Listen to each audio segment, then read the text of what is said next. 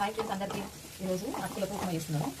దొడ్డు అటుకులతో ఫస్ట్ నూనె వేసుకొని అలా కొంచెం జీలకర్ర ఆవాలు, పచ్చిమిర్చి, కరివేపాకు, ఉల్లిగడ్డ వేసుకోవాలి. దొడ్డు అటుకులతో ఉప్మా ఇది ఫస్ట్ మనము అది కొంచెం మగ్గిన తర్వాత కొంచెం వాటర్ వేసుకొని తీసి అందులో వేసుకోవడం ఉంటుంది. సింపుల్గా అయిపోతుంది. పొద్దున టిఫిన్ మనకి పిల్లలకి చేయడానికి ఈజీ అయిపోతుంది. టేస్ట్ కూడా బాగుంటుంది. ఫస్ట్ కొద్దిగా ఫస్ట్ కొంచెం సాల్ట్,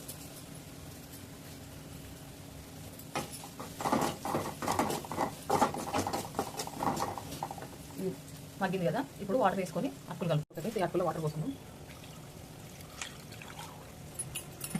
కడిగి వేసుకోవడం. ఇది